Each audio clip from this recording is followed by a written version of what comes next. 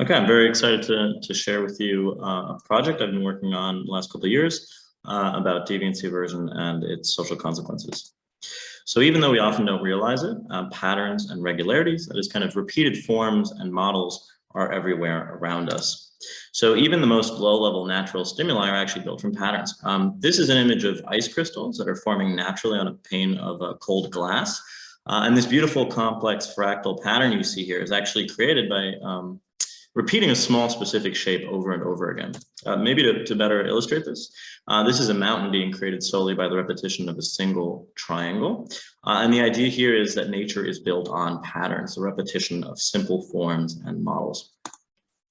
But patterns are not only naturally formed. So from comparative cognition, you may have heard about the bowerbird, which creates these kind of beautiful patterns based on color for mating purposes.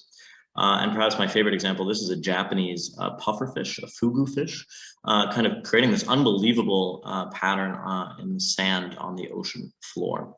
And I'm going to posit for a second that, perhaps we as humans are not that different, and we also create regularities and patterns around us, whether it be in terms of where we live, what we wear, or what we believe in.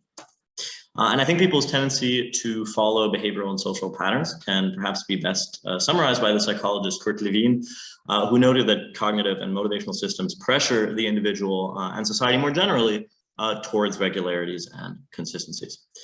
So, if the regularities and patterns around us are kind of these harmonies that play the tunes to our lives, what happens when they break?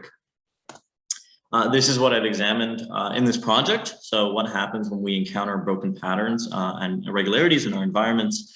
And I've examined this question from an evaluative social perspective. So that is, how do we feel about and judge broken patterns and irregularities? And what are the social consequences of these kind of evaluations, if any?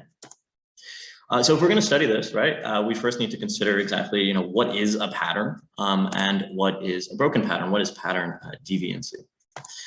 So a rich cognitive literature has studied patterns as a concept, and in this literature, patterns have been largely defined in terms of the principle of redundancy. This is kind of the idea of the repetition of a form or model. So on the left here is a good pattern according to this principle of redundancy, right? There's one specific shift being applied from the left to the right. On the right is a poor pattern. So there's actually 7 different shifts being applied there. So pattern deviancy or pattern distortion then is breaking redundancy in some way. So we can create a pattern based on redundancy, and then we can violate it in some way. So for instance, in terms of positioning. In line with these principles, we created stimuli depicting broken patterns of geometric shapes. These are some examples. And we're using geometric shapes here, right, because we want to measure people's responses to broken patterns in kind of a low-level basic form, right? These stimuli are largely absent of any kind of social connotations or associations.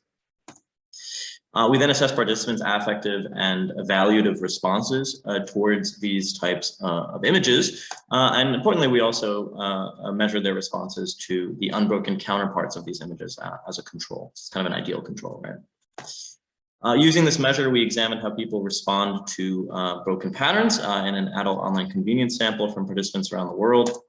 What you'll find here is that most people in these countries, right, exhibit a negative response to the broken pattern geometric shape images as compared to their unbroken counterparts. So that's above 0 right here on the x-axis, right? We've also examined whether this dislike is early emerging, right? Does a low-level discomfort of deviancy or these broken patterns occur at a young age? So we recruited a sample of 3- and 4-year-old children in lab. This is an example of one participant. And which picture do you like more, this one or this one? This one, because I don't like when it's out of its place. You don't? Why don't you like that? I don't. So unfortunately, the participant wasn't able to verbalize the reasons underlying their discomfort towards these broken pattern images. But like this participant, most 3- and 4-year-old children in our sample exhibited deviancy aversion or exhibited a dislike of broken patterns. So these results tentatively indicate that kind of at a default level, all else being equal, at least with these stimuli, so a lot of caveats there, people exhibit a deviancy aversion, that is a kind of negative affective response to the disruption of a repeated model or form, that is to a broken pattern. And I think the natural question at this point is, why? Why do they do so? Why do people exhibit this kind of discomfort towards low-level deviancy? We're going to approach this kind of from a functional account. So it might be functional in terms of signal threat or danger, right? So deviancy and deviations might indicate that something's afoot, an irregularity is in my environment that I need to be cautious of. It could also exist, or people could exhibit a dislike of deviancy because it encourages group cohesion, right? It encourages people to exclude social outliers. It encourages people to follow social norms, kind of follow the rules and regulations, in line with this idea of maintaining social order, kind of motivating people to follow the rules and regulations in their communities. So these functional explanations, if true, right, suggest that a low level aversion towards deviancy may play a role in a number of social domains.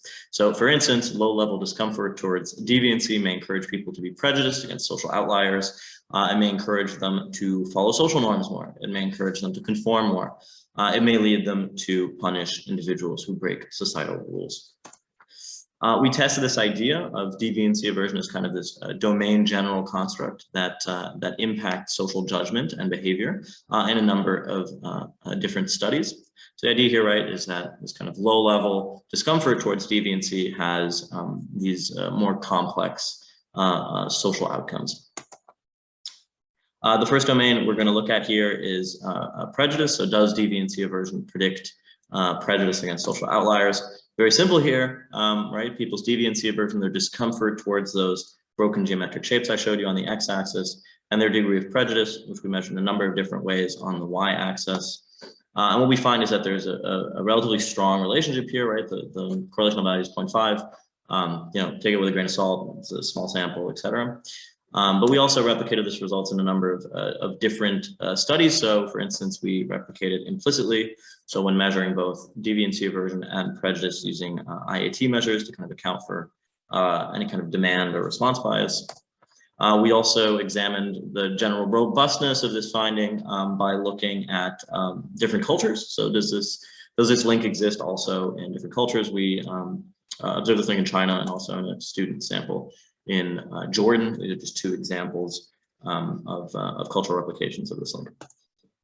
In terms of conceptual robustness, just so you can kind of get a feeling for the robustness of the findings, in these studies we include an enormous amount of control variables, really, including relevant control variables like need for closure or political orientation, right? Those are relevant for prejudice and what we would think of as deviancy aversion.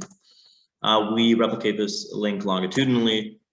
We have shown that it is also causal. So when we directly manipulate people's deviancy aversion by having them reflect positively or negatively on those geometric shape measures, stimuli that I showed you, that impacts their degree of prejudice, at least momentarily. We've replicated in terms of racial prejudice and also in terms of novel minority groups. So kind of this idea that deviancy aversion predicts prejudice against kind of statistical minorities or population minorities in society. So let's continue kind of to examine these social domains in line with the functional account that I posited. We can also look at, for instance, social norms, right? So if deviancy aversion exists to encourage kind of group cohesion and maintain social order, it should encourage people to follow social norms. We're going to look at this at the group level as one of the studies, just to give an example of this. Social norm following at the group level has been described in terms of societal tightness. So a tight society is one with pervasive, clearly defined, and reliably imposed social norms. What we did is we tested whether deviancy aversion using the geometric shape measures I showed you predicts social norm tightness at the US state level.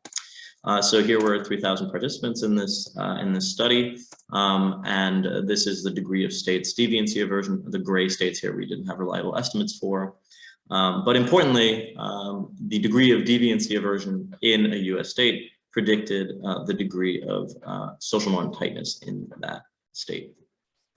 We've also found that deviancy aversion predicts following of social distancing norms, so preventative COVID-19 norms during the pandemic. And this was around 2 months after the pandemic started. So kind of this idea of deviancy aversion predicting a newly instantiated norm that we're all starting to follow. We've also looked at other domains. I'm going to cover one very briefly, which is moral judgment. So we find that people's deviancy aversion, again, using those geometric shape measures, predicts greater moral condemnation of harm violations, kind of with the idea, right, that this low-level discomfort to deviancy predicts